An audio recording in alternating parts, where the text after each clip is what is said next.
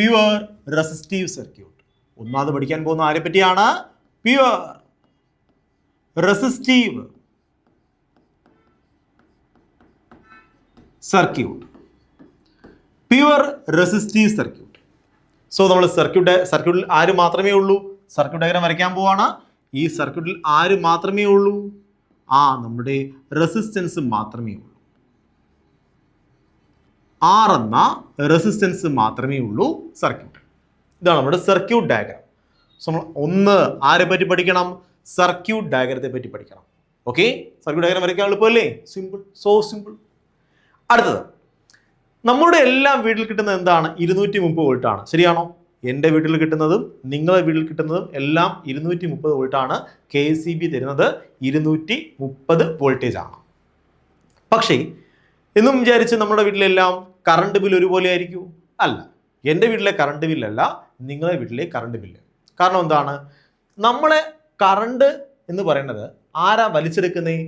നമ്മളുടെ സർക്യൂട്ടിലെ എലമെന്റുകളാണ്, നിങ്ങളുടെ വീട്ടിലെ ഉപകരണങ്ങളാണ് കറണ്ടിനെ വലിച്ചെടുക്കുന്നത്. സോ വോൾട്ടേജ് എല്ലാവർക്കും ഒരുപോലെയാണ്. സോ ഏത് സർക്യൂട്ട് എടുത്താലും അവിടെ എല്ലാം വോൾട്ടേജ് കൊടുക്കുന്നത് എത്രയാണ്? സെയിം തന്നെയാണ്. വോൾട്ടേജ് ഇക്വേഷൻ എന്താണ്? V which is equal to V0 sin omega t. So എല്ലാ സർക്യൂട്ടിലും നമുക്ക് കൊടുക്കുന്ന വോൾട്ടേജ് എത്രയായിരിക്കും? സെയിം വോൾട്ടേജ് ആണ്. V which is equal to V0 sin omega t എന്ന വോൾട്ടേജ് ആണ് നമ്മൾ കൊടുക്കുന്നതെങ്കിലും കറണ്ട് എല്ലായിടത്തും ഒരുപോലെ ആയിരിക്കുമോ? അല്ല. കറണ്ട് എല്ലാ സർക്യൂട്ടിലും ഒരുപോലെയാണോ? അല്ല. എല്ലാ വീട്ടിലും കറണ്ട് ബില്ല് ഒരുപോലെയാണോ? അല്ല. കാരണം എന്താണ്?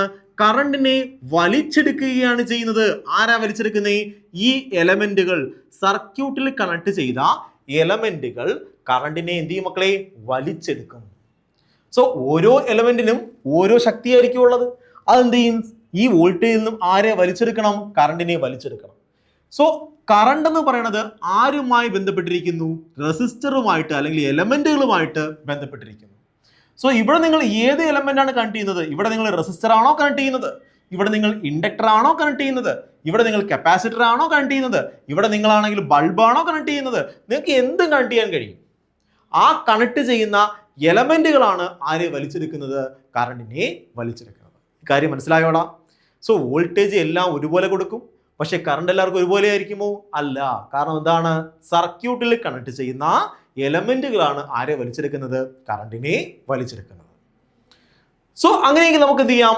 നമുക്ക് ഇവനോട് ചോദിക്കണം, ആരാ കറണ്ട് വലിച്ചെടുക്കുന്നേ? ഇവനാണ് കറണ്ടിനെ വലിച്ചെടുക്കുന്നത്. നമ്മൾ ഇവനോട് ചോദിക്കും, റെസിസ്റ്ററേ നീ എത്ര കറണ്ടാ വലിച്ചെടുത്തേ? അപ്പൊ റെസിസ്റ്റർ പറയും, എനിക്ക് ഈ ഇക്വേഷൻ അറിയത്തുള്ളൂ. Current which is equal to voltage divide by resistance. എൻ്റെ ഇക്വേഷൻ ഇതാണ്. ഇതിൽ നിങ്ങൾക്ക് വേണമെങ്കിൽ ആരെ കണ്ടുപിടിക്കാം? ഞാൻ വലിച്ചെടുത്ത കറണ്ട് കണ്ടുപിടിക്കാം. ശരിയാണോ? റെസിസ്റ്ററിന് അറിയാവുന്ന ഇക്വേഷൻ എന്താണ്? ഓംസിന്റെ ഇക്വേഷൻ ആണ്. I which is equal to V divided by R. ഇവിടെ നമുക്ക് ആരെ കണ്ടുപിടിക്കാം? കറണ്ടിനെ കണ്ടുപിടിക്കാം. ശരി, കണ്ടുപിടിക്കാം. നോക്കൂ മക്കളെ, ഇവിടെയാണെങ്കിൽ വോൾട്ടേജ്, സപ്ലൈ വോൾട്ടേജ് എത്രയാടാ? നിങ്ങൾ പറയും സാർ നമ്മൾ കൊടുക്കുന്നത് ഈ വോൾട്ടേജ് അല്ലേ? ഏതാണ്? V0 sin omega t അല്ലേ നമ്മൾ കൊടുത്തത്? ഞാൻ പറഞ്ഞു ആണ് മക്കളെ, ഇതാണ് കൊടുത്തത്. ഡിവൈഡ് ബൈ എന്തുകൊണ്ട് മക്കളെ? റെസിസ്റ്റൻസ്. മക്കളെ maximum voltage divide by resistance എന്തായിരിക്കും? ഇവിടെ മാക്സിമം കറണ്ട് ആയിരിക്കും. വോൾട്ടേജ് ഡിവൈഡ് ബൈ റെസിസ്റ്റൻസ് എന്താണ്? കറണ്ട് ആണെങ്കിൽ maximum voltage divide by resistance എന്തായിരിക്കും ഇവിടെ? നിങ്ങൾ പറയും സാർ മാക്സിമം കറണ്ട് ആയിരിക്കും. സോ നമ്മൾ പറയും നമ്മൾ അതുപോലെ എഴുതി വിച്ച് ഈസ് ഈക്വൽ ടു, ഇതിന് പകരം എന്ത് പറയണം? വോൾട്ടേജ് ഡിവൈഡ് ബൈ റെസിസ്റ്റൻസ് എന്തായിരിക്കും? കറണ്ട് ആയിരിക്കും. എന്ത് കറണ്ട് ആയിരിക്കും? മാക്സിമം കറണ്ട് ആയിരിക്കും. മാക്സിമം കറണ്ട് ആയിരിക്കും. പിന്നെ ആരുണ്ട്? Sine omega T. സോ നമ്മൾ ആരുടെ വാല്യൂ കണ്ടുപിടിച്ചു? കറണ്ടിന്റെ വാല്യൂ കണ്ടുപിടിച്ചു. നമ്മൾ ഈ എലമെന്റിനോട് ചോദിക്കും, എലമെന്റ് നീ എത്ര കറണ്ടാ വലിച്ചെടുത്തേ? അത് എലമെന്റിന്റെ ഇക്വേഷനിൽ നമുക്ക് എന്ത് ചെയ്യാം? കറണ്ടിനെ കണ്ടുപിടിക്കാം. ഓക്കെ ആണോ മക്കളെ? ശരി, ഇനി നോക്ക് മക്കളെ, ഫേസ് എന്ന വാക്ക് പറയാൻ പോകുന്നു. ഫേസ് ശ്രദ്ധിച്ചിരിക്കണേ. എന്താണ് ഫേസ്? ഫേസ് എന്ന് പറഞ്ഞു കഴിഞ്ഞാൽ ഒന്നുമില്ല, ആംഗിൾ എന്നാണ്. ഫേസ് എന്ന് പറഞ്ഞാൽ എന്താണ്? ആംഗിൾ. അതായത് സൈൻ്റെ ഉള്ളിൽ എന്തെഴുതിയിരിക്കുന്നു അതാണ് ഫേസ്, ആംഗിൾ. എന്താണോ സൈൻ്റെ ഉള്ളിൽ എന്താണോ കാണുന്നത്, സൈൻ്റെ ഉള്ളിൽ നിങ്ങൾ എന്താണോ കാണുന്നത് അതാണ് ഫേസ് എന്ന് പറയുന്നത്. സോ ഫേസ് എന്താടാ? അപ്പൊ നിങ്ങൾ പറയും സാർ സൈൻ്റെ ഉള്ളിൽ എന്ത് ഞങ്ങൾ കണ്ടോ അതിനെ വിളിക്കണവരാണ് ആംഗിൾ അഥവാ ഫേസ്. അങ്ങനെയെങ്കിൽ പറഞ്ഞേ, നമ്മൾ ഇങ്ങോട്ട് മാറ്റി പറയാമല്ലോ. അങ്ങനെയെങ്കിൽ പറഞ്ഞേ മക്കളെ, പറഞ്ഞു തന്നേടാ. വോൾട്ടേജിന്റെ ഫേസ് പറഞ്ഞു തന്നേ. നിങ്ങൾ പറയും സാർ വോൾട്ടേജിന്റെ equation V0 sine omega T അല്ലേ? സോ ഫേസ് ഓഫ് വോൾട്ടേജ് എത്രയാണ്? ഒമേഗ ടി ആണ് സാർ. വോൾട്ടേജിന്റെ ഫേസ് ഒമേഗ ടി ആണ്. ശരി മക്കളെ. അപ്പൊ ഞാൻ ചോദിക്കും മക്കളെ, കറണ്ടിന്റെ ഫേസ് എത്രയാടാ? നിങ്ങൾ പറയും സാർ റെസിസ്റ്റീവ് സർക്യൂട്ടിലാണെങ്കിൽ കറണ്ടിന്റെ equation I which is equal to I0 sine omega T ആണ്. സോ കറണ്ടിന്റെ ഫേസും എന്താണ്? ഒമേഗ ടി ആണ്. അപ്പൊ ഞാൻ ചോദിക്കും മക്കളെ, വോൾട്ടേജിന്റെ ഫേസും കറണ്ടിന്റെ ഫേസും സെയിം ആണോടാ? നിങ്ങൾ പറയും ആണ് സാർ, വോൾട്ടേജിന്റെ ഫേസും കറണ്ടിന്റെ ഫേസും എന്താണ്? സെയിം ആണ്. അങ്ങനെയെങ്കിൽ what is the phase difference? ഫേസിന്റെ ഡിഫറൻസ് എത്രയാണ്? Phase difference between voltage and current. വോൾട്ടേജും കറണ്ടും തമ്മിലുള്ള ഫേസിന്റെ ഡിഫറൻസ് എത്രയാണ്? നിങ്ങൾ പറയും ഡിഫറൻസ് ഒന്നുമില്ല സാർ, ഇതും ഒമേഗ ടി ആണ്, ഇതും ഒമേഗ ടി ആണ്, ഒരു ഡിഫറൻസും ഇല്ല. അപ്പൊ നിങ്ങൾ പറയും സാർ ഫേസ് ഡിഫറൻസ് എത്രയാണ്? 0 ആണെന്ന് പറയും.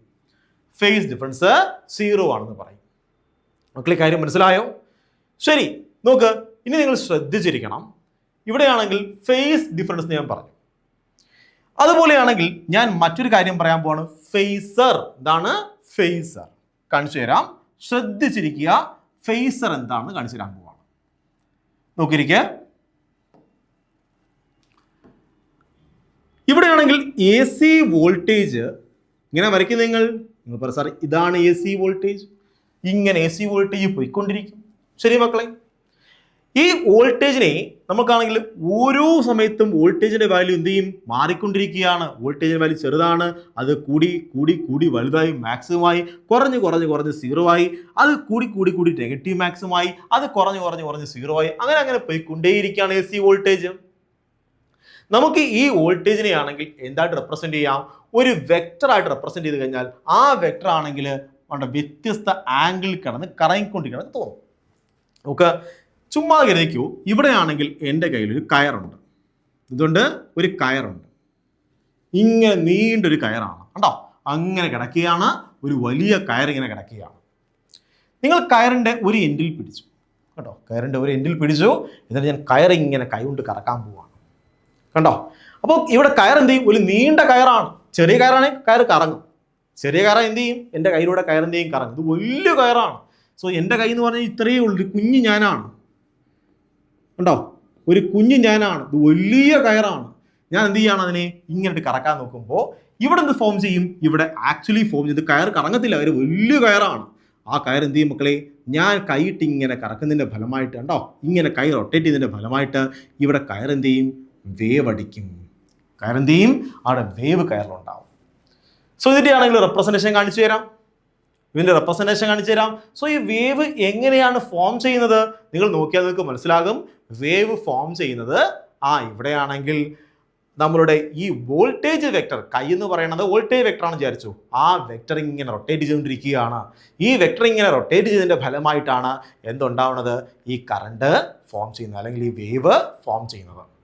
സോ വേവിൻ്റെ ഫോർമേഷന് കാരണം ഫേസറിൻ്റെ റൊട്ടേഷനാണ്. അല്ലെങ്കിൽ വേവിൻ്റെ ഈ പോക്കിനെ, വേവിൻ്റെ മുന്നോട്ടുള്ള ഈ പോക്കിനെ നമുക്കാണെങ്കിൽ കറങ്ങുന്ന വെക്ടേഴ്സായിട്ട് റെപ്രസെൻറ്റ് ചെയ്യാൻ കഴിയും. മനസ്സിലാവുന്നുണ്ടോ? കറങ്ങുന്ന ഇത്തരം വെക്ടേഴ്സിനെ വിളിക്കുന്ന പേരാണ് ആൻറ്റി ക്ലോക്ക് വൈസിൽ കിടന്ന് കറങ്ങുന്ന ഫേസർ. ഇത് വിളിക്കും മക്കളെ ഫേസർ. സോ എന്താണ് ഫേസർ? സോ ഫേസർ എന്ന് പറഞ്ഞു കഴിഞ്ഞാൽ കറങ്ങുന്ന, റൊട്ടേറ്റ് ചെയ്യുന്ന, ആൻറ്റി ക്ലോക്ക് വൈസിൽ റൊട്ടേറ്റ് ചെയ്യുന്ന വെക്ടറിനെ വിളിക്കുന്ന പേരാണ് ഫേസർ. സോ ഈ ഫേസർ കറങ്ങുന്നതിൻ്റെ ഫലമായിട്ടാണ് നമുക്ക് എന്ത് പറയാം? ഈ AC വേവ് ഫോം ചെയ്യുന്നത്. അല്ലെങ്കിൽ ഈ AC വേവിനെ നമുക്ക് എന്തായിട്ട് കൺസിഡർ ചെയ്യാം? കറങ്ങുന്ന വെക്ടറായിട്ട് കൺസിഡർ ചെയ്യാം. അപ്പോൾ അതായത് നമുക്ക് നോക്ക്, ഇവിടെ വോൾട്ടേജ് എന്ന് പറയുന്നത് ഇങ്ങനെ വേവ് അല്ലേടാ. വോൾട്ടേജ് എന്ന് പറയുന്നത് എന്താണ്? ഒരു വേവ് ആണ്. വോൾട്ടേജ്, AC വോൾട്ടേജ് എന്നൊരു വേവ് ആണ്, വേവ് ഫോം ആണത്. സോ ഈ ഒരു വേവ് ഫോമിനെ ആണെങ്കിൽ നമുക്ക് എന്ത് ചെയ്യാം? ഇങ്ങനെ കിടന്ന് ആൻറ്റി ക്ലോക്ക് വൈസിൽ കിടന്ന് കറങ്ങുന്ന വെക്ടറായിട്ട് നമുക്ക് എന്ത് ചെയ്യാം മക്കളെ? റെപ്രസെൻറ്റ് ചെയ്യാം. സോ വോൾട്ടേജിനെ, ഈ കിടന്ന് പോകുന്ന വോൾട്ടേജിനെ നമുക്ക് എന്ത് ചെയ്യാം? ഒരു വെക്ടർ ഫോമിൽ, കറങ്ങുന്ന വെക്ടർ ഫോമിൽ, ഫേസർ ഫോമിൽ എന്ത് ചെയ്യും മക്കളെ? റെപ്രസെൻറ്റ് ചെയ്യാം. അതുപോലെ കറണ്ടിനെയും ചെയ്യാം. സോ ഇവിടെയാണെങ്കിൽ വോൾട്ടേജും കറണ്ടും ഒരുപോലെ പോയിക്കൊണ്ടിരിക്കുകയാണ്. സോ നമുക്ക് വോൾട്ടേജ് ഇക്വേഷൻ എന്താണ്? V which is equal to V0 sin omega t എന്നല്ലേടാ. അതുപോലെ I which is equal to I0 sin omega t എന്നല്ലേ ആണ്. നോക്ക്, രണ്ട് ഭാഗത്തും ഒരേ കണക്കാണ്, ഫേസ് ഒരുപോലെയാണ്. Sine omega T sine omega T, അതിന്റെ മീനിങ് എന്താണ്? രണ്ടും AC വോൾട്ടേജിന്റെയോ കറണ്ടും ഒരേ രീതിയിലാണ് വരയ്ക്കേണ്ടത്. സോ ഞാൻ വോൾട്ടേജ് കുറച്ച് വലുതായിട്ട് വരച്ചു, കറണ്ട് കുറച്ച് ചെറുതായിട്ട് വരച്ചു. അതിന് കാരണം എന്താണ്? അതിന് കാരണം ഇതാണ്, current which is equal to voltage divide by resistance അല്ലേ മക്കളെ. സോ വോൾട്ടേജിന്റെ ആണെങ്കിൽ 1/R ടൈംസ് മാത്രമേ ഉള്ളൂ കറണ്ട്. അതുകൊണ്ട് വോൾട്ടേജ് എപ്പോഴും വലുതായിരിക്കും, കറണ്ട് ഇച്ചിരി ചെറുതായിരിക്കും.